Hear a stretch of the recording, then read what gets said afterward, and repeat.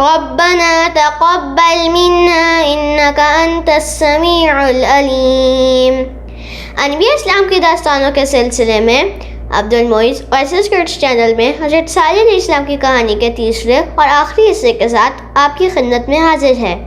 پچھلے ایپیسوڈ کی کوئی 30 سیکنڈ سمری، حضرت صالح علیہ السلام نے قوم سمود کو اللہ کی عبادت کی نصیحت کی اور بت پرستی سے منع کیا، تو قوم سمود نے ایمان لانے کے بجائے ان سے نشانی مانگی۔ اللہ تعالیٰ نے نشانی پیش کر دی، تب بھی قوم سمود ایمان نہیں لائی، بلکہ اللہ تعالیٰ کی نشانی یعنی اونٹنی اور حضرت صالح علیہ السلام کا نعوذ باللہ قتل کا پلان بنا لیا۔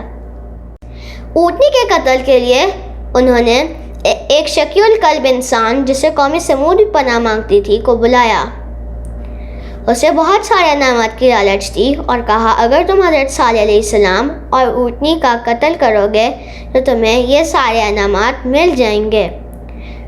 حضرت محمد صلی اللہ علیہ وسلم نے اسے امت کا سب سے شقی القلب ترین انسان کہا ہے۔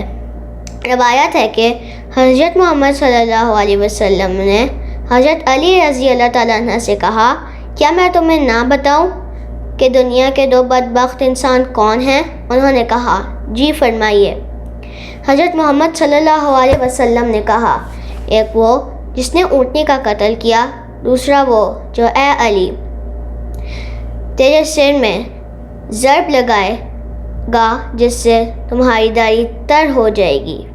وہ شقی القلب انسان اور لوگوں کے ساتھ اونٹنی کی گھات لگا کے بیٹھ گیا۔ جیسی اونٹنی پانی پی کر ان کے پاس آئی تو ان میں سے ایک شخص نے اس پر تیر سے حملہ کیا جو اس کی پنڈلی میں گھس گیا۔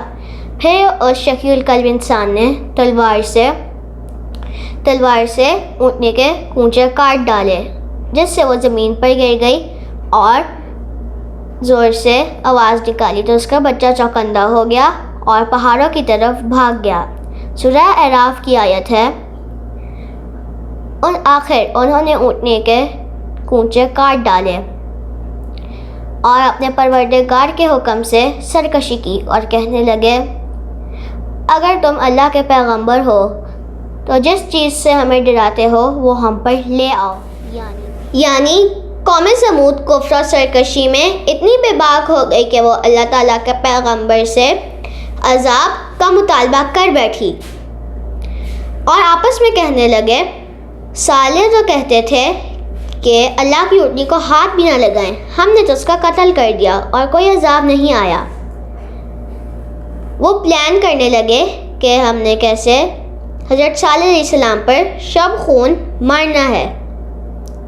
پھر حضرت صالح علیہ السلام نے کہا اب تمہارے پاس 3 دن ہیں، تم اپنے محلات میں رہ لو، پھر اللہ کا عذاب آئے گا۔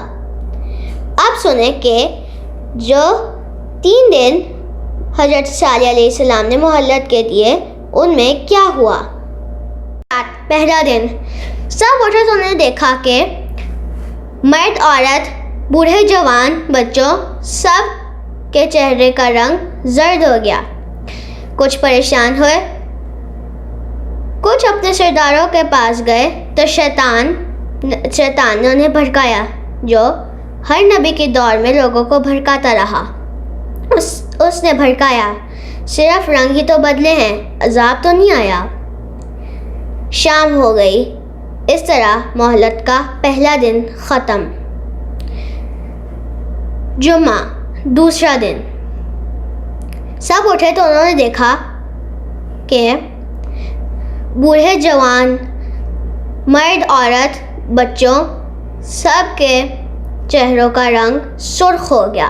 کچھ پریشان ہوئے، کچھ کو شیطان نے بھڑکا دیا کہ صرف رنگ ہی تو بدلا ہے، عذاب تو نہیں آیا۔ ایسے شام ہو گئی اور مہلت کا دوسرا دن بھی ختم۔ اللہ پر ایمان لانے کے بجائے اور توبہ کرنے کے بجائے انہوں نے حضرت صالح علیہ السلام پر شب خون مارنے کی تیاری شروع کر دی۔ ہفتہ تیسرا دن جب سب صبح اٹھے تو انہوں نے دیکھا ان کے چہروں کا رنگ سیاہ ہو گیا۔ کچھ نہیں ہوا اور دن گزر گیا۔ تیسرا دن ختم ہوا تھا، اللہ تعالیٰ نے حضرت صالح علیہ السلام کو حکم دیا، آپ اپنے ساتھیوں کے ساتھ ایک کھیت میں پناہ لے لیں۔ قوم سمود کی ہمت تو دیکھیں، اتوار کی صبح تھی، قوم کے لوگ تیار ہو گئے اور خوشبو لگا کے بیٹھ گئے کہ دیکھتے ہیں کون سا عذاب آئے گا۔ یہ قوم سمود کا منحوس ترین دن تھا۔ آسمان سے شدید آواز آئی، ادھر نیچے زلزلہ آ گیا، تمام افرادوں کی روحیں ایک لمحے میں پرواز کر گئیں۔ دوستوں، جتنی تیزی سے میں نے یہ بولا اتنی ہی تیزی سے یہ ہو گیا، یعنی اتنی ہی تیزی سے قوم سمود عذاب سے ختم ہو گئی۔ وہ مر کے بے حس و حرکت اور خاموش ہو گئے اور اپنے گھروں میں جیسے بیٹھے تھے ویسے ہی بیٹھے بیٹھے بے جان جسم میں تبدیل ہو گئے۔ وہ محلات جن پہ ان کو بہت غرور تھا، وہ رونقیں، وہ بازار، سب پل بھر میں ختم ہو گئے۔ جو جیسے کھڑا تھا، جو جہاں بیٹھا تھا، سب اوندھے پڑے رہ گئے اور سب کچھ سنسان اور خالی ہو گیا۔ سورہ ہود کی آیت ہے، جن لوگوں نے ظلم کیا ہے ان کو ہولناک چیخ نے آ پکڑا اور اپنے گھروں میں وہ اوندھے پڑے رہ گئے۔ سورہ قمر کی آیت ہے، سو دیکھ لو میرا عذاب اور ڈرانا کیسا ہے۔ ہم نے ان کو ایک ہولناک چیخ بھیجی تو وہ ایسے ہو گئے جیسے بار والے کی سوکھی اور ٹوٹی ہوئی بار۔ سورہ نمل کی آیت ہے، اور وہ ایک چال چلے اور ہم بھی ایک چال چلے اور ان کو کوئی خبر بھی نہ ہوئی۔ سو دیکھ لو ان کی چال کا انجام کیا ہوا، ہم نے ان کو اور ان کی قوم سب کو ہلاک کر دیا۔ ان کے یہ گھر ان کے ظلم کے سبب خالی پڑے ہیں۔ جو لوگ دانش رکھتے ہیں ان کے لیے اس میں ایک نشانی ہے، اور جو لوگ ایمان لائے اور ڈرتے تھے ان کو ہم نے نجات دی۔ قوم سمود کو اپنے محلات اور آباء و اجداد پہ بہت غرور تھا، اور غرور کا انجام ہمیشہ برا ہوتا ہے۔ مرنے کے بعد بھی وہ لوگ ایمان نہیں لائے اور نامراد لوگوں میں شامل ہو گئے۔ آئے ہم سب مل کے دعا کرتے ہیں کہ ہمارا خاتمہ بھی ایمان پر ہو اور ہمارا شمار ہدایت رکھنے والوں میں ہو، آمین۔ دوستوں، آج حضرت صالح علیہ السلام کی کہانی مکمل ہو گئی ہے۔